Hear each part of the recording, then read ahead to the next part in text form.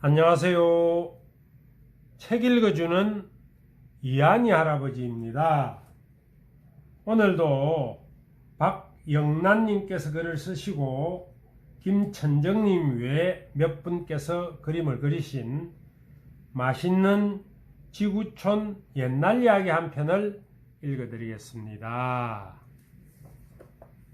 오늘 읽어드릴 이야기는 스웨덴에서 전해 내려오는 아버지를 소금과 빵처럼 생각한 딸이군요. 어느 나라에 세 공주를 둔 임금님이 살았습니다.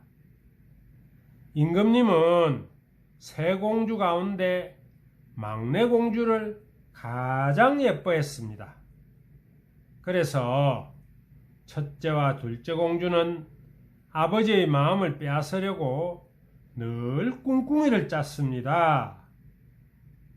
셋째 공주가 실수나 잘못을 하지 않는지 눈에 불을 켜고 살피며 조금만 잘못을 해도 나쁜 소문을 퍼뜨렸습니다. 그러던 어느 날 임금님은 두 공주가 퍼뜨린 소문을 듣고는 셋째 공주를 의심하게 되었습니다. 임금님은 세 딸을 불러 자신을 얼마나 사랑하는지 물어보았습니다. 먼저 첫째 공주에게 자신을 얼마나 사랑하는지 물었습니다. 하늘에 계신 하느님처럼 아버지를 사랑하며 섬깁니다. 첫째 공주의 대답이 무척 마음에 든 임금님이 둘째 공주에게도 똑같이 물었습니다. 제 목숨처럼 아버지를 소중히 여깁니다. 임금님은 둘째 공주의 대답도 마음에 들었습니다. 마지막으로 셋째 공주에게도 똑같이 물었습니다. 저는 아버지를 소금과 빵처럼 생각해요. 셋째 공주의 대답에 아버지는 놀라 넘어질 뻔했습니다. 아니, 나를 겨우 가난한 사람들의 식탁에나 오르는 소금과 빵으로 생각한단 말이냐? 임금은 무척 화를 내며 셋째 공주를 숲으로 쫓아냈습니다. 숲에 버려진 셋째 공주는 너무나 슬펐습니다. 아버지는 왜 내 마음을 모르실까? 셋째 공주는 가슴이 아팠지만 그래도 아버지가 사는 성이라도 보고 싶은 마음에 높은 나무 위로 올라갔습니다. 성은 보이지 않았지만 셋째 공주의 눈에서는 눈물이 그치지 않았습니다. 그때였습니다. 갑자기 나무 아래에서 개 짖는 소리가 들렸습니다. 마침 공주가 버려진 숲에 다른 나라의 임금이 사냥을 하고 있었습니다. 개가 미친 듯이 짖으며 나무 위를 보자 말을 타고 따라온 다른 나라 임금님도 나무 위를 쳐다봤습니다. 이리 내려와 나와 함께 내 성으로 갑시다. 임금은 공주를 가엾게 여겨 성으로 데려가 맛있는 음식도 주고 깨끗한 옷도 주었습니다. 임금의 따뜻한 마음에 공주는 자신에게 일어난 일을 털어놓았습니다.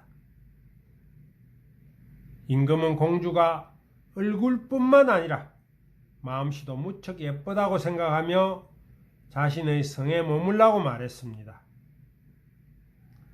얼마 뒤 공주를 사랑하게 된 임금은 공주에게 청혼을 했습니다. 결혼식 날짜가 잡히자 임금은 이웃에 있는 7나라에 초청장을 보냈습니다.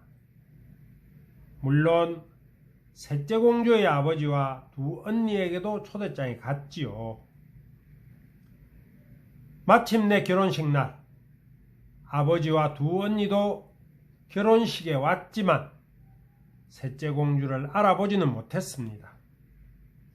숲속에서 죽었다고 생각했거든요. 그런데 피로연 자리에서 이상한 일이 벌어졌습니다. 초대된 사람들을 위해 마련한 음식에는 간이 전혀 되어 있지 않았고 빵도 보이지 않았습니다. 셋째 공주의 아버지는 이런 대접을 받는다는 사실이 못마땅했습니다. 이 잔치에는 가장 중요한 두 가지가 빠졌군요. 아버지는 신랑과 신부에게 언짢은 목소리로 말했습니다. 가장 중요한 두 가지요? 그것이 뭔가요? 이제 왕비가 된 셋째 공주가 물었습니다. 아니, 왕비님이 그것도 모르시나요? 그것은 소금과 빵이지요. 맞아요. 소금과 빵이 무엇보다 중요하지요. 그런데 저는 아버지를 소금과 빵과 같다고 말했다가 집에서 쫓겨났답니다. 셋째 공주의 말에 아버지는 눈이 휘둥그레지며 입이 벌어졌습니다. 조금 뒤 정신을 차린 아버지는 딸을 부둥켜 안고 눈물을 흘렸습니다. 그제야 자신이 얼마나 큰 잘못을 저질렀는지 깨닫고 셋째 공주에게 용서를 빌었지요.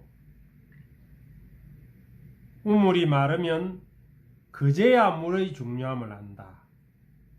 미국의 정치가이자 과학자인 벤자민 프랭클린이 남긴 명언이라고 합니다.